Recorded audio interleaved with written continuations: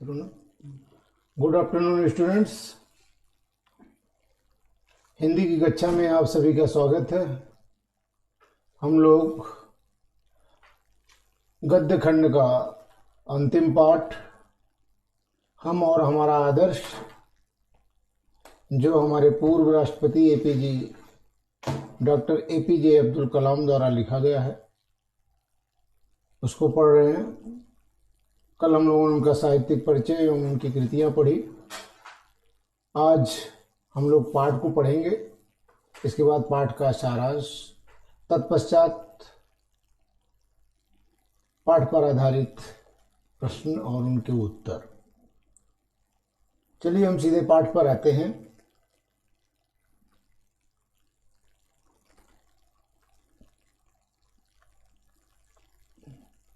हम और हमारा आदर्श, तेजस्वी मन के संपादित अंश। उनकी एक बुक है तेजस्वी मन, इग्निटेड माइंड्स, उसी से ये लिया गया है। मैं खास तौर से युवा छात्रों से ही क्यों मिलता हूं, इस सवाल का जवाब तलाशते हुए मैं अपने छात्र जीवन के दिनों के बारे में सोचने लगा। रामेश्वरम के द्वीप से बाहर निकलकर यह कितनी लंबी यात्रा रही। पीछे मुड़कर देखता हूं तो विश्वास नहीं होता, आखिर वह क्या था जिसके कारण यह संभव हो सका। महत्वाकांक्षा। कई बातें मेरे दिमाग में आती हैं। मेरा ख्याल है कि सबसे महत्वपूर्ण बात यह रही कि मैंने अपने योगदान के मुताबिक ही अपना मूल्य आंका। बुनियादी बात जो आपको समझनी चाहिए वह यह है कि आप जीवन की अच्छी चीजों को पाने का हक रखते हैं, उनका जो ईश्वर की दी हुई है। जब तक हमारे विद्यार्थियों और युवाओं को यह भरोसा नहीं होगा कि वे विकसित भारत के नागरिक बनने के योग्य हैं, तब तक वे जिम्मेदार और ज्ञानवान नागरिक भी कैसे बन सकेंगे। विकसित देशों की समृद्धि के पीछे कोई रहस्य नहीं छिपा है। ऐतिहासिक तथ्य बस इतना है कि इन राष्ट्रों, जिन्हें G8 के नाम से पुकारा जाता है, कि लोगों ने पीढ़ी दर पीढ़ी इस विश्वास को पुख्ता किया कि मजबूत और समृद्ध देश में उन्हें अच्छा जीवन बिताना है, तब सच्चाई उनकी आकांक्षाओं के अनुरूप ढल गई। मैं यह नहीं मानता कि समृद्धि और आध्यात्म एक दूसरे के विरोधी हैं या भौतिक वस्तुओं की इच्छा रखना कोई गलत सोच है।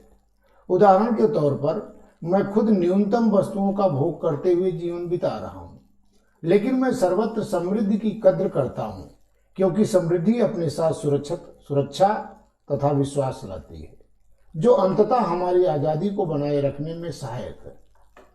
आप अपने आसपास देखेंगे तो पाएंगे कि खुद प्रकृति भी कोई काम अधूरे मन से नहीं करती। किसी बगीचे में जाइए, मौसम में आपको फूलों की बहार देखने को मिलेगी, अथवा ऊपर की तरफ ही देखें, यह ब्रह्मांड आपको अनंत तक फैला दिखाई देगा, आपके यकीन से भी परे। जो कुछ भी हम इस संसार में देखते हैं वह ऊर्जा का ही स्वरूप है। जैसा कि महर्षि अरविंद ने कहा है कि हम भी ऊर्जा के ही अंश हैं। इसलिए जब हमने यह जान लिया कि आत्मा और पदार्थ दोनों ही अस्तित्व का हिस्सा हैं, वे एक दूसरे से पूरा तादात्म्य रखे हुए हैं, तो हमें यह एहसास भी होगा कि भौतिक पदार्थों की इच्छा रखना किसी भी दृष्टिकोण से शर्मनाक या गैर आध्यात्मिक बात नहीं है। इसके बावजूद अक्सर हमें यही विश्वास दिलाया जाता है, न्यूनतम में गुजारा करने और जीवन बिताने में भी निश्चित रूप से कोई हर्ज नहीं है। महात्मा गांधी ने ऐसा ही जीवन जिया था, लेकिन जैसा कि उनके साथ था, आपके मामले में भी यह आपकी पसंद पर निर्भर करता है।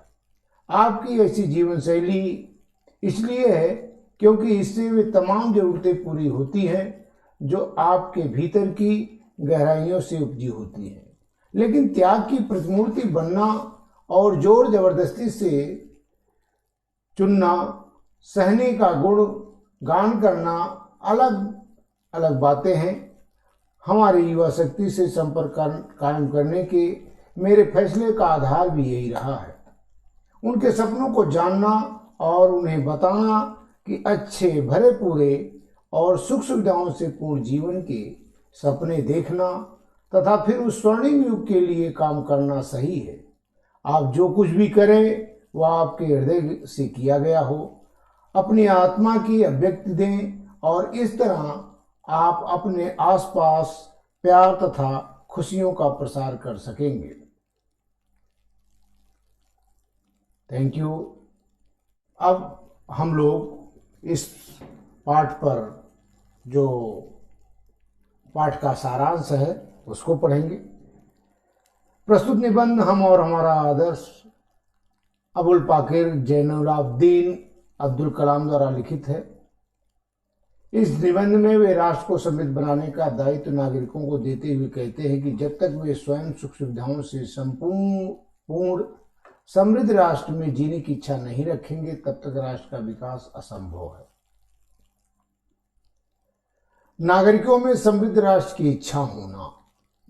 हम और हमारा आदर्श अध्याय में कलाम जी ने राष्ट्र की प्रगति के लिए स्वयं लोगों द्वारा सुख सुविधाओं से युक्त जीवन जीने की इच्छा रखने और पूर्ण करने हेतु हृदय से प्रयास करने के लिए कहा है। साथ ही वह भौतिकता और आध्यात्मिकता को परस्पर एक दूसरे का पूरक भी सिद्ध करने का प्रयास करते हैं। प्रगति के लिए स्वयं के महत्व को पहचानना। लेखक कलाम जी स्वयं की युवा छात्रों से मिलने की प्रवृत्ति पर विचार करते हुए स्वयं के रामेश्वरम द्वीप से निकलकर जीवन में प्राप्त की गई अपनी उपलब्धियों पर आश्चर्य प्रकट करते हैं। इन उपलब्धियों के मूल में अपनी महत्वाकांक्षा की प्रवृत्ति पर विचार विमर्श करते हुए इस निष्कर्ष पर पहुंचते हैं कि उनके द्वारा समाज के प्रति दिए गए योगदान के अनुसार अपना मूल्यांकन करना ही महत्वपूर्ण है। वे कहते हैं कि मनुष्य को ईश्वर प्रदत्त सभी वस्तुओं का उपभोग करने का अधिकार है और जब तक मनुष्य के भीतर स्वयं समृद्ध भारत में जीने की इच्छा और विश्वास नहीं होगा वह अच्छा नागरिक नहीं बन सकता। विकसित अर्थात G8 देशों के नागरिकों का समृद्ध राष्ट्र में जीने का विश्वास ही उनके विकास का रहस्य है। जीवन में भौतिक वस्तुओं का महत्व। कलाम जी भौतिकता और आध्यात्मिकता को ना तो एक दूसरे का विरोधी मानते हैं और ना ही भौतिकतावादी मानसिकता को गलत। वे स्वयं अपना उदाहरण देते हुए न्यूनतम वस्तुओं का उपभोग करने की अपनी प्रवृत्ति के विषय में बताते हैं और कहते हैं कि समृद्धि मनुष्य में सुरक्षा व विश्वास के भाव को संचारित करती है जो उनमें स्वतंत्र होने के भाव को पैदा करती है।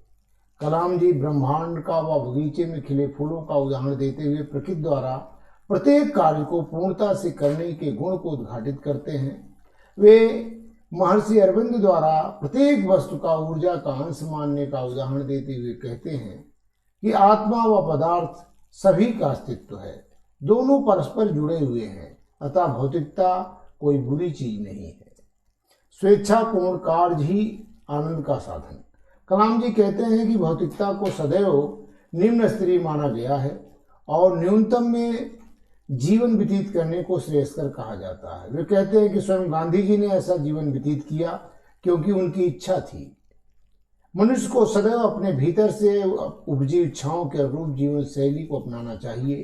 अनावश्यक रूप से त्याग की प्रतिमूर्ति बनने का प्रयास नहीं करना चाहिए। वे कहते हैं कि वह छात्रों से मिलने का मूल उद्देश्य उन्हें इस गुण से परिचित कराते हुए उन्हें सुख सुविधाओं से पूर्ण जीवन के सपने देखने और उन्हें पूर्ण करने के लिए शुद्ध भाव से प्रयास करने के लिए प्रेरित करना है। ऐसा करने के उपरांत ही वे अपने चारों ओर खुशियों का प्रसार कर पाएंगे। मेरे बच्चों, अब हम लोग गद्यांशों पर आधारित प्रश्नों के उत्तर पढ़ेंगे, क्योंकि उसमें जितने भी गद्यांश दिए गए हैं सब में रेखांकित अंश दिए गए हैं, उनकी व्याख्या साथ साथ पढ़ते हुए हम पूरे पाठ को भी समझ सकेंगे। चलिए पहले गद्यांश पर आते हैं। गद्यांश पर आधारित प्रश्न। निम्नलिखित गद्यांशों पर आधारित प्रश्नों के उत्तर दीजिए, जिसमें पहला गद्यांश है, मैं यह नहीं मानता कि समृद्धि और अध्यात्म एक दूसरे के विरोधी है या भौतिक वस्तुओं की इच्छा रखना कोई गलत सोच है। उदाहरण के तौर पर मैं खुद न्यूनतम वस्तुओं का भोग करते हुए जीवन बिता रहा हूं, लेकिन मैं सर्वत्र समृद्धि की कद्र करता हूं, क्योंकि समृद्धि अपने साथ सुरक्षा तथा विश्वास लाती है, जो अंततः हमारी आज़ादी को बनाए रखने में सहायक है। आप अपने आसपास देखेंगे तो पाएंगे कि खुद प्रकृति भी कोई काम अधूरे मन से नहीं करती। किसी बगीचे में जाइए, मौसम में आपको फूलों की बहार देखने को मिलेगी, अथवा ऊपर की ओर ही देखें, यह ब्रह्मांड आपके अनंत तक फैला दिखाई देगा, आपके यकीन से भी परे। पाठ का शीर्षक और लेखक का नाम। पहला प्रश्न। दूसरा, लेखक समृद्धि और अध्यात्म को आपस में विरोधी क्यों नहीं मानता? समृद्धि से हमें क्या लाभ मिलता है? प्रकृति का कोई काम पूर्ण मनोयोग से होता है, इसका आशय स्पष्ट कीजिए। रेखांकित अंश की व्याख्या कीजिए। देखिए यहां से यहां तक जो है रेखांकित किया गया है। न्यूनतम और अनंत का क्या अर्थ है? यहाँ दो शब्द आए हैं, न्यूनतम और अनंत। तो यहाँ देखिए आपके लिए आया है कि न्यूनतम वस्तुओं का और यहाँ अनंत, इन दोनों का अर्थ क्या है? प्रश्न के बाद अब हम उत्तर बताते हैं, उत्तर आपको समझाते हुए। पाठ का शीर्षक, जैसा कि हम जानते हैं, हम और हमारा आदर्श। लेखक का नाम डॉक्टर APJ अब्दुल कलाम। प्रश्न है, लेखक समृद्धि और अध्यात्म को आपस में विरोधी क्यों नहीं मानता? तो उत्तर होगा, लेखक समृद्धि और अध्यात्म को आपस में विरोधी इसलिए नहीं मानता क्योंकि समृद्धि अपने साथ सुरक्षा तथा विश्वास लाती है। समृद्धि से हम अपने आप को सुरक्षित महसूस करते हैं तथा जो अंततः हमारी आजादी को बनाए रखने में सहायक है, जिससे हम महसूस करते हैं कि हम स्वतंत्र हैं, आजाद हैं। समृद्धि से हमें क्या लाभ मिलता है? तो समृद्धि से हमें सुरक्षा एवं विश्वास मिलता है। अगला प्रश्न, प्रकृति का कोई काम पूर्ण मनोयोग से होता है, इसका आशय स्पष्ट कीजिए। यहां देखिए, आप देखेंगे प्रकृति अधूरे मन से नहीं काम करती, अर्थात प्रकृति का प्रत्येक काल पूर्ण मनोयोग से होता है। उदाहरण स्वरूप, बगीचे में मौसम में आपको फूलों की बहार देखने को मिलेगी और ऊपर आकाश असीमित रूप से फैला दिखेगा। अगला प्रश्न है, रेखांकित अंश की व्याख्या कीजिए। तो रेखांकित अंश यहां से है, आप अपने आसपास देखेंगे खुद प्रकृति भी कोई भी काम अधूरे मन से नहीं करती। रेखांकित अंश की व्याख्या, यदि हम अपने आसपास के बगीचे में जाकर देखें तो हमें ज्ञात होगा कि प्रकृति भी कोई काम अधूरे मन से नहीं करती। वह अपने मन से उल्लसित होकर अपना कार्य करती दिखाई देगी। फूलों के मौसम में बगीचों में चारों तरफ विभिन्न प्रकार के फूल अपनी डालियों पर झूमते नजर आएंगे। वे अपने सुगंध दूर दूर तक फैलाते हुए और सभी को अपनी ओर आकर्षित करते दिखाई देंगे। यदि हम आकाश में ऊपर की ओर देखें तो हमें अंतहीन ब्रह्मांड चारों तरफ फैला दिखाई देगा, इतनी दूर तक और इतना अधिक व्यापक कि हम इसके इतने व्यापक होने पर विश्वास भी नहीं कर सकते। इसलिए प्रकृति से सीखते हुए हमें भी इन सभी क्षेत्रों में अपनी समृद्धि हेतु अपना कार्य पूरे मन से करना चाहिए। अंतिम प्रश्न है, न्यूनतम और अंततः अनंत का अर्थ। न्यूनतम माने होता है, न्यून माने होता है छोटा या कम, और न्यूनतम माने सबसे कम, कम से कम, अर्थात सबसे कम, सबसे कम। अनंत, अंत रहित, जिसका कोई अंत न हो। एक गद्य खंड और हम लोग पढ़ेंगे। जो कुछ भी हम इस संसार में देखते हैं वह ऊर्जा का ही स्वरूप है। जैसा कि महर्षि अरविंद ने कहा कि हम भी ऊर्जा के ही अंश हैं। इसलिए जब हमने यह जान लिया कि आत्मा और पदार्थ दोनों ही अस्तित्व का हिस्सा हैं, वे एक दूसरे से पूरा तादात्म्य रखे हुए हैं, तो हमें एहसास भी होगा कि भौतिक पदार्थों की इच्छा रखना किसी भी दृष्टिकोण से शर्मनाक या गैर आध्यात्मिक बात नहीं है। इसमें कुल 12 प्रश्न हैं। उपर्युक्त गद्यांश के पाठ एवं लेखक का नाम लिखिए। यह गद्यांश इस बार की परीक्षा में आया था। देखिए 2020 JDF और JNN लिखा है, तो 2 संकेत अंकों में यह प्रश्न आया था इस बार। उपर्युक्त गद्यांश के पाठ एवं लेखक का नाम, तो जैसा कि पहले से आप लोग परिचित है, पाठ का नाम हम और हमारा आदर्श और लेखक का नाम डॉक्टर APJ अब्दुल कलाम। लेखक ने अस्तित्व का हिस्सा किसे माना है? लेखक ने अस्तित्व का हिस्सा किसे माना है? तो उत्तर होगा लेखक ने आत्मा और पदार्थ दोनों को ही अस्तित्व का हिस्सा माना है।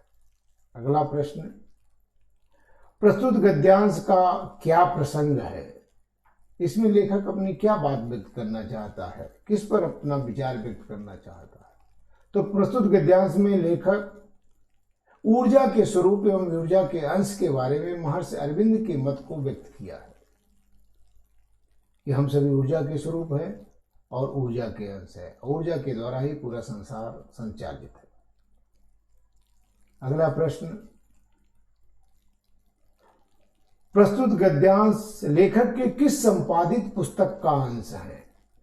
तो जैसा कि मैंने ऊपर में पहले ही दिया है पाठ में, हम और हमारा आदर्श तेजस्वी मन के संपादित अंश, तो उत्तर होगा प्रस्तुत गद्यांश लेखक के तेजस्वी मन नामक संपादित पुस्तक का अंश है। अगला प्रश्न,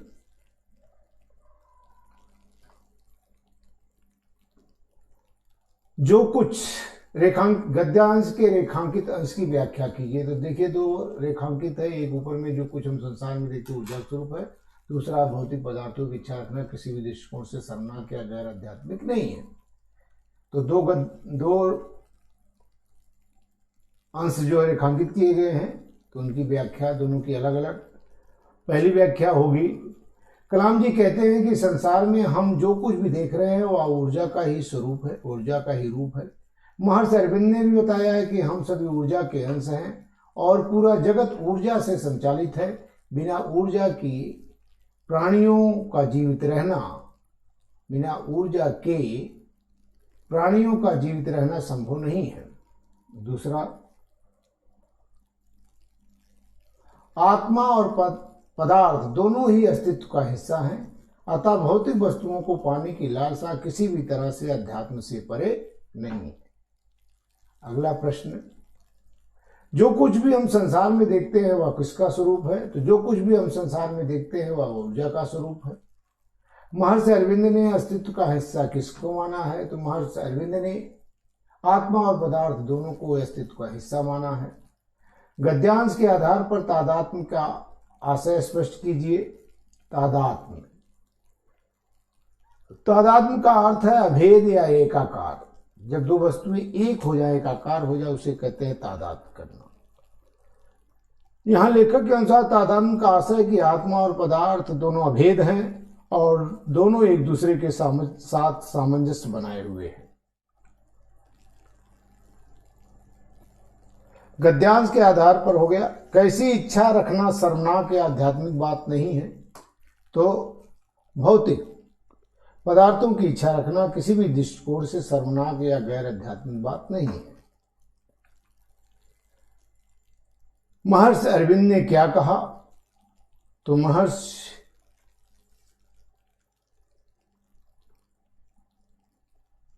अरविंद ने कहा कि हम भी ऊर्जा के अंश हैं। अगला प्रश्न, क्या हो गया?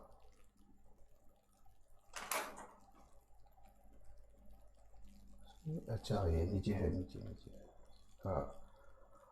हम इस संसार में जो कुछ देखते हैं वो क्या है? तो उत्तर होगा, हम इस संसार में जो कुछ भी देखते हैं वह ऊर्जा का स्वरूप है। अगला